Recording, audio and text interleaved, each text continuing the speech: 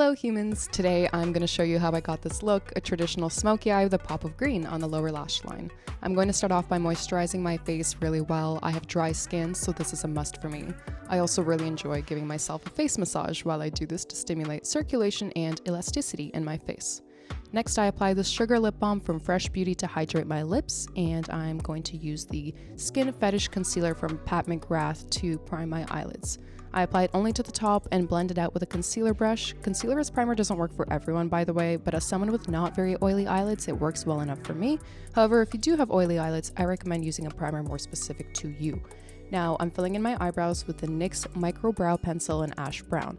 My natural hair is an ash blonde, so these undertones work really well for me.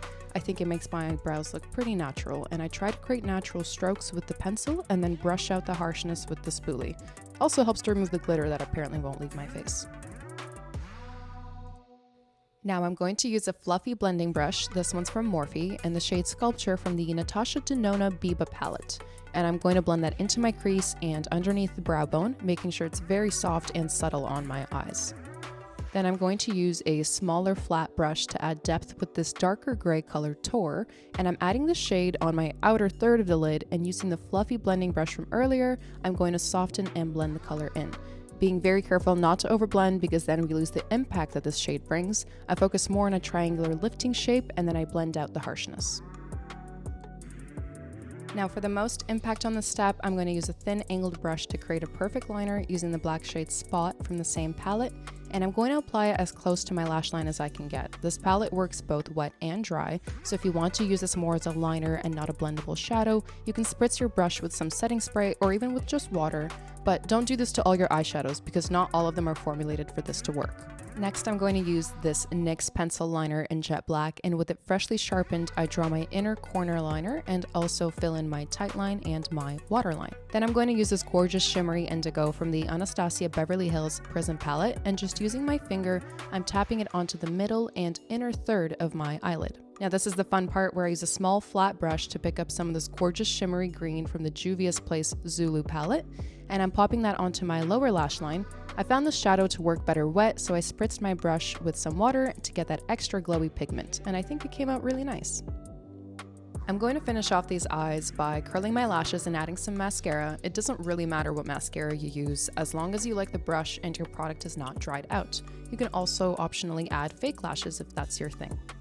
Now for my skin, I like to wipe off any product that may have fallen on my face while doing my eyes. So I've gone ahead and wiped my face clean off camera. Now, primer isn't always necessary in my opinion, but I find that this Dior Backstage primer helps my skin hydrate and allows for a smoother application of other products later on. For the base, I'm not the biggest fan of foundation because I find it to be too heavy most of the time. Instead, I prefer using a CC cream like this one from IT Cosmetics. It really does give a skin-like finish, which I absolutely adore, and I focus it more on the outer parts of my face, and in the T-zone I'm going to go in with the Pat McGrath concealer, the same one as I used earlier, and the same brush that I used earlier, which I didn't show you but I'm showing you now, and I blended out the product on my nose, chin, and forehead with a sponge, and I'm using the brush to be more precise with my concealer under the eyes.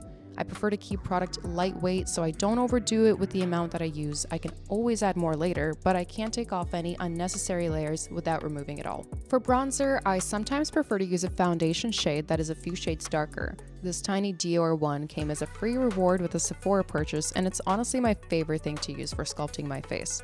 I applied higher up on my cheekbone to give my round face a bit of a lift and blend it out with a sponge. For blush, I'm using this pink one from Milk. This was also part of the Sephora birthday rewards, so there's so many ways you guys can get nice free makeup, but that's for another video.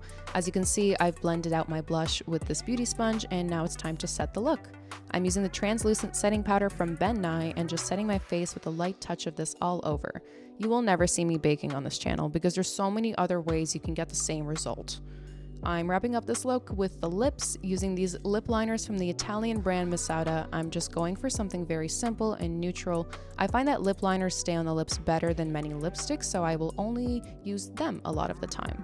Okay, this is one of my favorite products because of how versatile it is, but I'm going to use the Elizabeth Arden 8-Hour Cream to add a gorgeous glow to my lips.